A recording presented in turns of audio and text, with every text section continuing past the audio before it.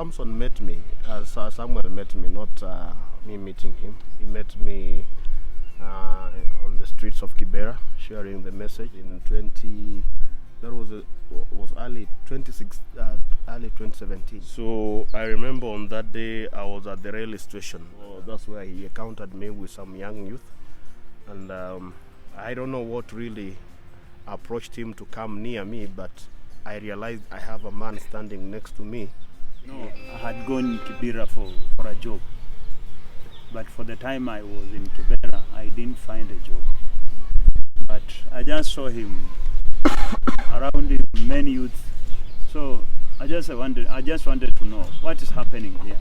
What does this guy has? Because he had a bag on his bag. I thought maybe he's giving something to this young man. So when I approached him, that's when he began sharing with me the story of Nicodemus. In fact, he told me, I want to tell you the story that changed my life. And when he said that, I was eagerly yearning to hear that story, because my life wasn't that good.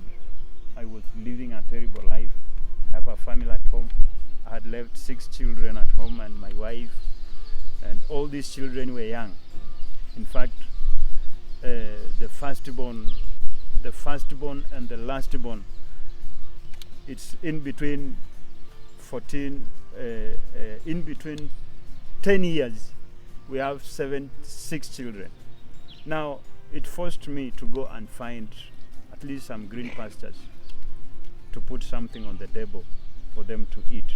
Now, when I found him sharing, he told me, Samuel, I have a story for you. And if you can only allow to change your life, to accept Jesus.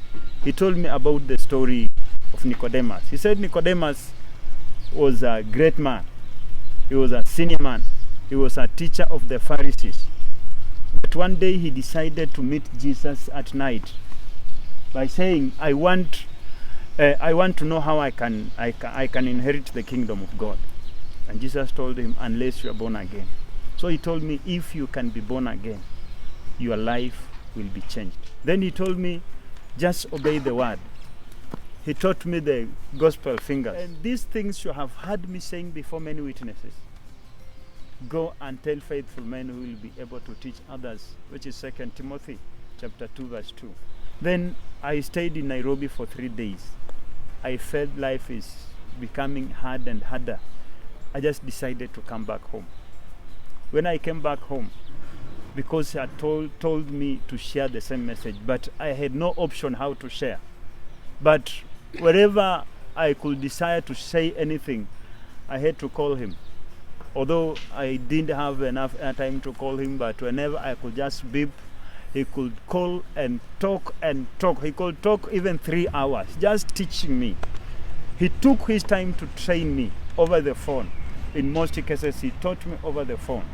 Then I realized now I have to share this story because it's a nice story. And how to begin? I saw the best person I must share with, it's my wife. Began sharing the message of Jesus Christ to her, the story of Nicodemus and Jesus, how Nicodemus was changed, and also the fingers gospel by using SOT. Then after there, I told my wife, now I need to go.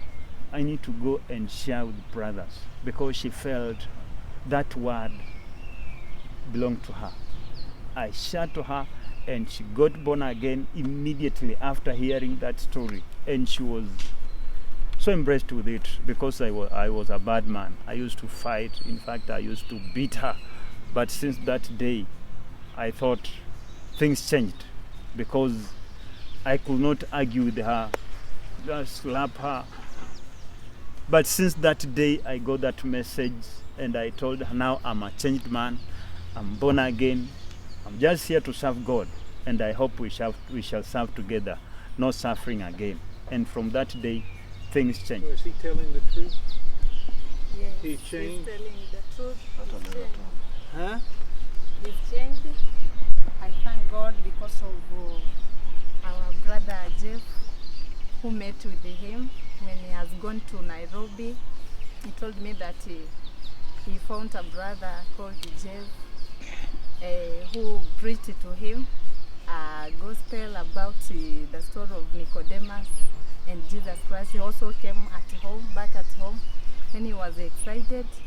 He told me of a story, but the story that excited me so much and helped me to understand the gospel in an easy way. It is the 5 biblical message. He told me, he used the hand to make me understand quickly.